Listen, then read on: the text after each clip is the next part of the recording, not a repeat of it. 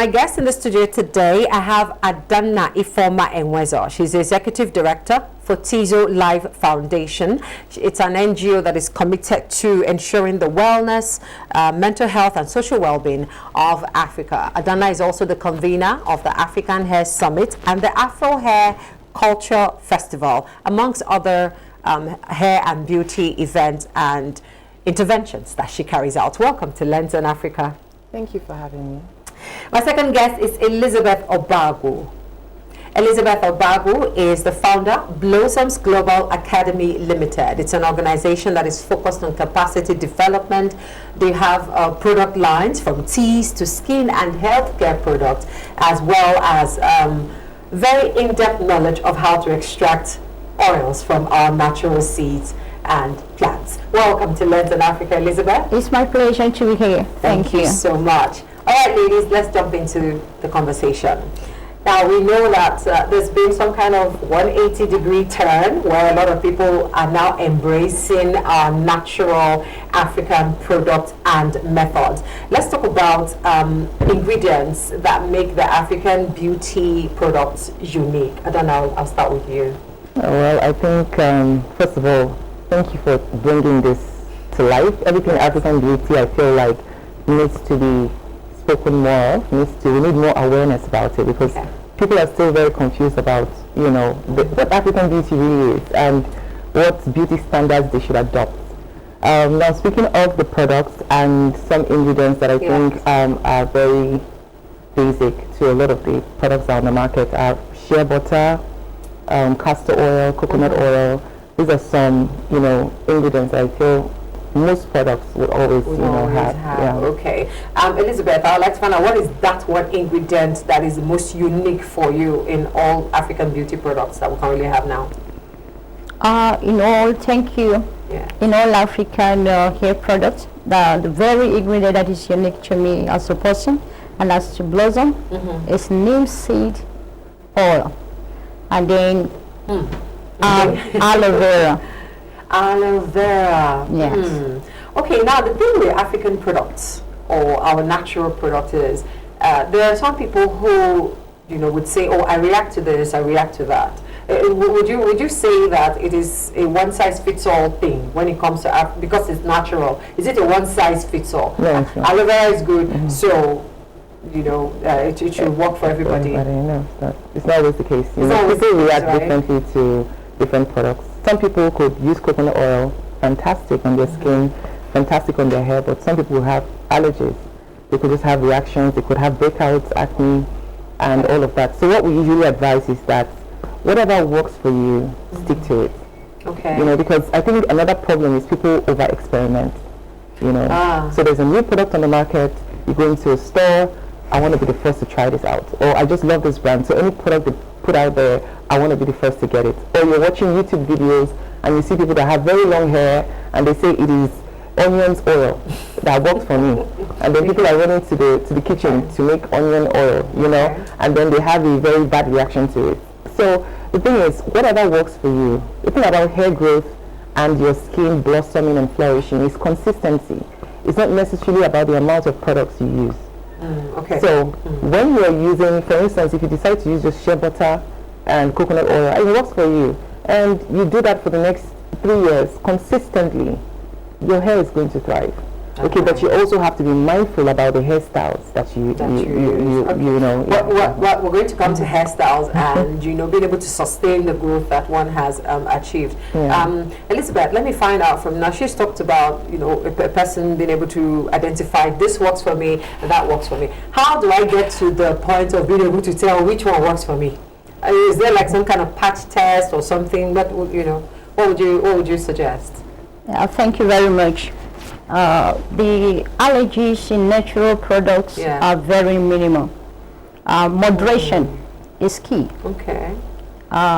Sticking to what works for you and shutting your mind to new things is not a good way to go. Okay. Moderation. Moderation, right? Yes, like coconut oil, because they are natural ingredients, and nature has a way of unifying people with what is available in your environment.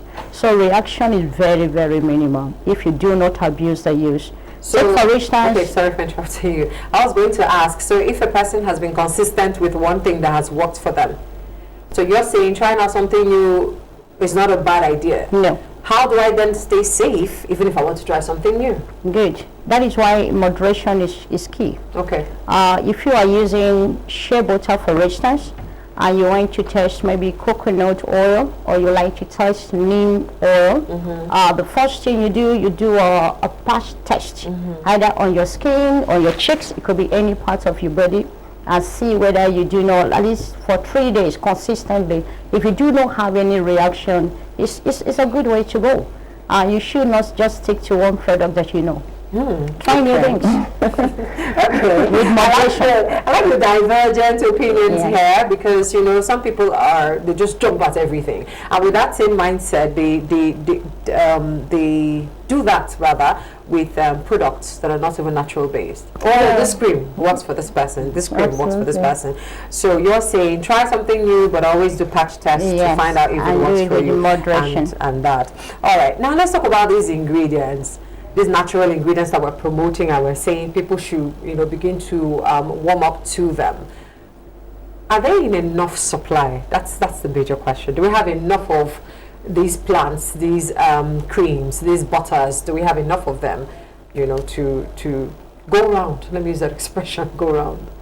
Yes, I don't know. Yeah, I think the major ones that I mentioned, shea Yes. butter, coconut oil, castor oil, they are in good supply. They're Okay. very available in Nigeria. I think most of the time when people struggle might just be lack of information to access, Okay. to accessing some of these materials. And then obviously we have people who are breaking into the industry and who are, looking out for trying different things, So sometimes sourcing those products could be challenging, but it's good that we're having this conversation because it brings more awareness. At least they know that these products are very much available. Now it is how they are being processed that is another question altogether. Talking about processing, you are a product manufacturer. You produce, Elizabeth, you produce, hair, cream, oils, and things like that. Is there some kind of research that goes into the particular method that you use? Okay, here's what I'm trying to ask is there a way that a person can process something natural that it becomes harmful? Elizabeth? Yes. Okay, talk to us about that. So, and then also how do we differentiate? Thank you very much. For the fact that they are natural products, the method of extraction and then the processing is very, very important. Okay. That whoever that is producing or manufacturing should pay a close attention to. Okay. Take for instance, everybody say take honey in your tea, honey water, honey bread, honey this. But it will interest you to know that honey in hot water is poisonous. Yes. You don't put honey inside your tea when it's 100% degrees centigrade. Honey should be put in a mild temperate tea and you consume it. So also is neem seed oil. When you are processing or extracting neem seed oil and you set the machine beyond a certain degree, it can actually become poisonous. The storage too is also another aspect that we must pay attention to. You can store castor oil. If the lid is not properly covered, bacteria can infest that oil. For the fact that is natural, somebody can take it and still have a reaction. Wow. So we must pay close attention to storage, to process, and then the decision on when and how to take our products. Thank you. Oh, that's interesting. Thank you very much for that. Now let's talk about preservation. These are natural products. Most of the time, they're not processed the way other products that are laden with chemicals have been processed. How easy is it to preserve these products? Like you have some products that you're going to be showing us in a bit. How do you ensure preservation so it doesn't change color, it doesn't change its potency over time? Can you share with us some of the methods you use in preserving your products? Is they're all natural? Yes. Thank you very much. Yeah. This is a hair growing shampoo. Okay. It's actually made from aloe vera Okay. and citrus. Mother Nature have it all. Everything the man needs is actually can be found in Mother Nature. Okay. The preservation that Mother Nature offer you is citrus. So if you want to keep anything longer, your lemon, your lime, sprinkle it on any product, go back. You will see that the color will not decolorize. The freshness of the taste will remain. So citrus is a big friend that should be embraced. Thank you. All right, all right. Talking about preservation, let's segue into export. We know that there are lots and lots of people that are springing up now who are product manufacturers, who are researchers, and the likes. What is the export of these products looking like? Is it something that has begun to, especially the natural ingredients, is it something that is a viable economic path for the country, or is it just happening in trickles? Well, I don't really have so much information on exportation per se, but I know that organizations like the Nigerian NEPC, Yes. Different mixture of Export Promotion Council, are doing a great job in working with small business owners in the beauty sector and other manufacturers in general, working with them to guide them through the processes for exportation, proper exportation. And we have NICET. It's also a certification organization that is also working with some of these organizations, Standard Organization of Nigeria, NAFDAC, ensuring quality, ensuring that these products are, because they have international standards. One thing is that the reason why most products would get rejected when they're exported is because of the quality and the packaging.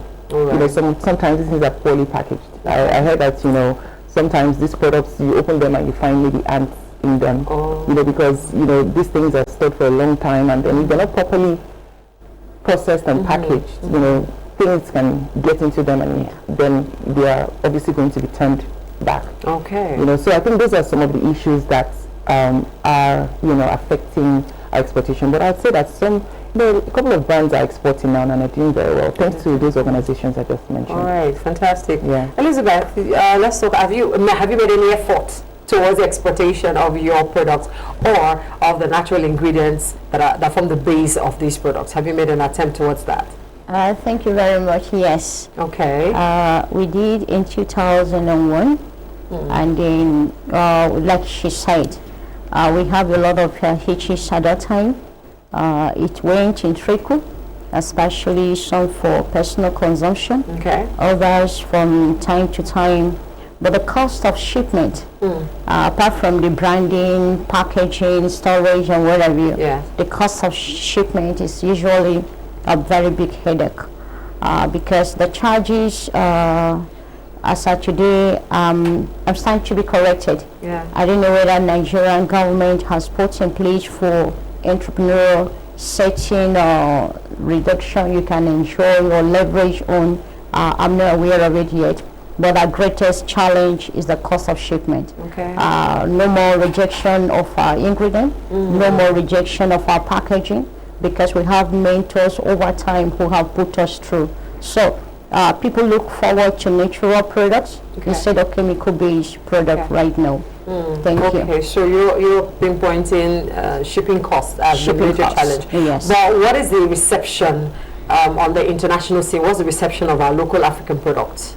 Is it well received? Very well received, especially in these Caribbean country. Yes, there's so much enjoying what of our products we offer, because they know that when you are coming in contact with nature, you have nothing to be afraid of. Even if you're going to have reaction, it's always minimal. It's not something alarming. So it's something that is open mind, and Africans are ready to move to the next level. That's fantastic. That's fantastic.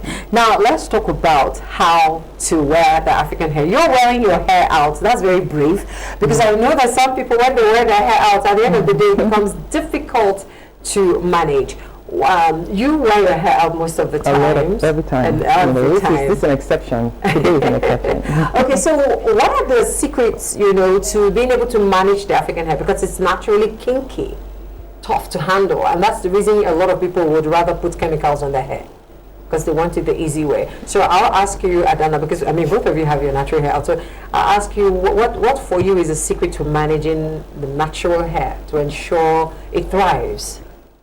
Yeah, so natural hair is God-given. That is who we are. It's a pity that a lot of us are still struggling with, how to take care of our hair, understanding the texture, understanding the porosity, and all of that. It's kind of shameful that we have to be in these conversations every time. But we're learning and we're here to help people. African hair is unique, and again, it's not just about the texture of the hair.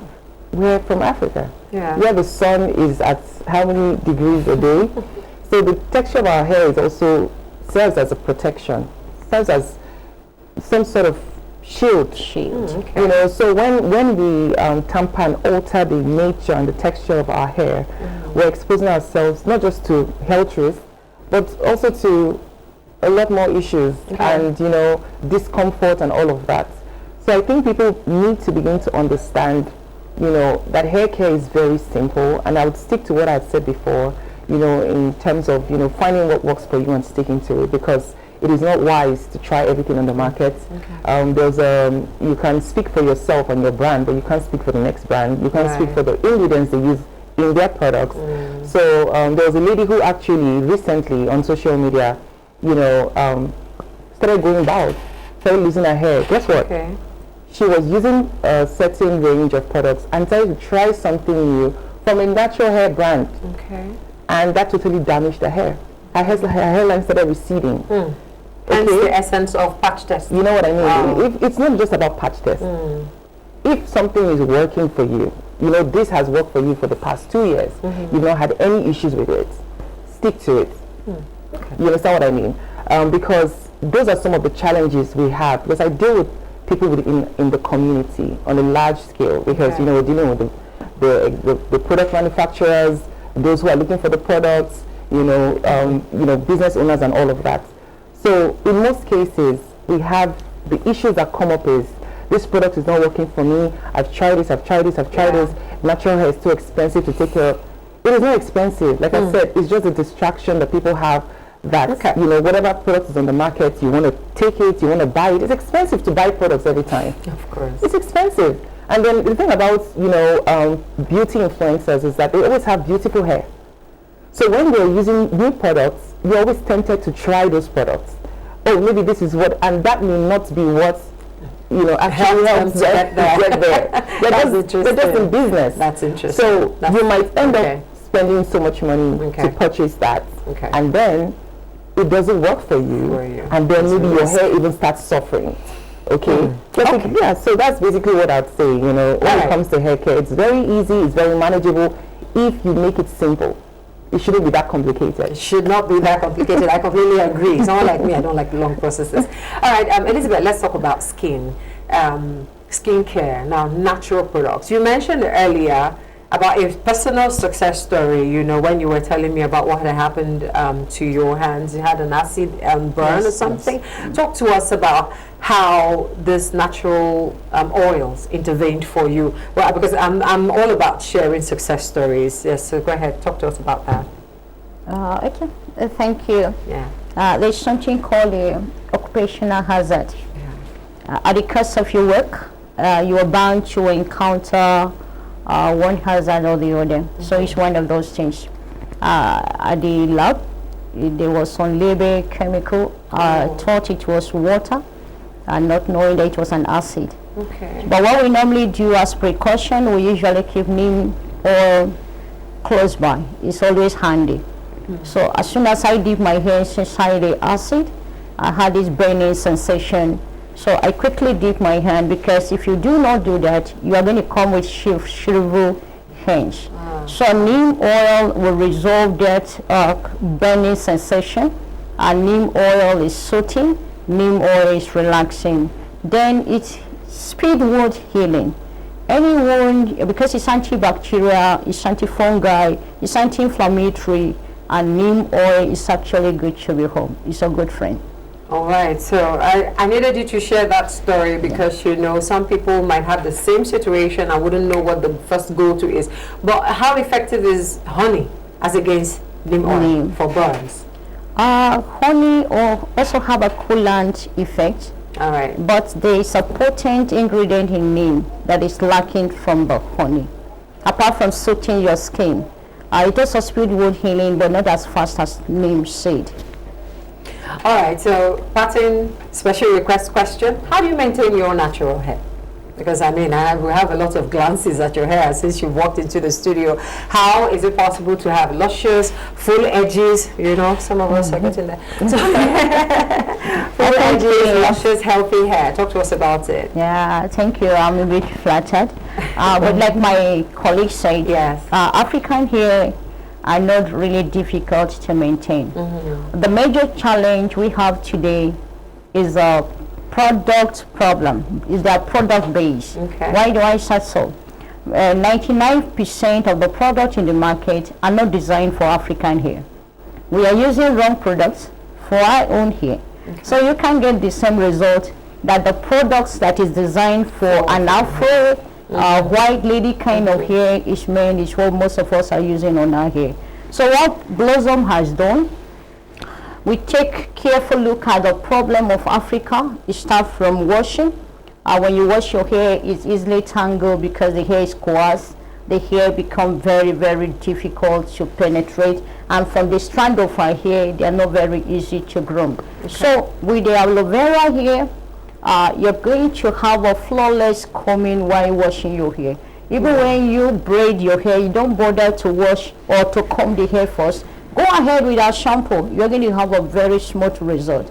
And when the hair dries up, the next challenge you're going to hear, because the hair will go back to slack to that natural state of difficulty in terms of combing. We offer you hair softener made for African hair. So you need to tell us what the base product is for this. You mentioned aloe vera for this one. Yes. What is it for this one? The avocado oil is a softener, natural softener. Okay. So I'm guessing because you're showing us this product that you use your own products. Yes. So your products made your hair grow. My product made hair, and it can only have a lot of testifier. Interesting. Yes. Interesting. All right. Okay. We don't have a lot of time though, but I'll just like to, you know, in one line, I'd like each of you to talk to people who are watching, especially women, young girls who are under pressure to be like, and all of that. So just talk to us about one line, if possible. Well, one line is not possible. You know. But there's something I'd like to say in addition to what she has said. When it comes to washing natural hair, I think one of the major issues people have is the fact that, you know, they don't understand it. So when you wash it when you've loosened your hair and you begin to wash your hair, it gets tangled. Because our hair is kinky, it's coily, and all of that. Okay. So it's going to get intertwined. And in several places, you know, depending on how rigorous you've washed it. English, you know. So what we usually advise is that put your hair in sections, you know, braid your hair in 4 sections and wash it while it's braided in those sections. Okay. Will it be washed clean? Absolutely. Okay. Absolutely. Now what happens is that helps you minimize the level of tangling that happens. So when you wash it in that, you dry it, you add your conditioner and all of that, and then you loosen it in sections. And you detangle, finger detangle, you use your leave-in conditioner or whatever it is, and you know, you comb it after a while with the white tooth comb. Again, people might be using the wrong combs. So there's a lot of things that may lead to hair breakage and things that may lead to the problems why people don't retain length. All right. Okay, so African hair grows, African hair is beautiful, but I feel like it's just the knowledge that people are lacking. And that's the reason why we're here. For instance, our virtual conference is coming up in June. It's free and it's all about natural hairstyling, the business opportunities and all of that. We really want people to key into it. Fantastic. Okay, it's a 90 minutes conference, so that is my advice to people who are struggling there. Key into it. We have experts lined up. It's going to be 90 minutes of impact.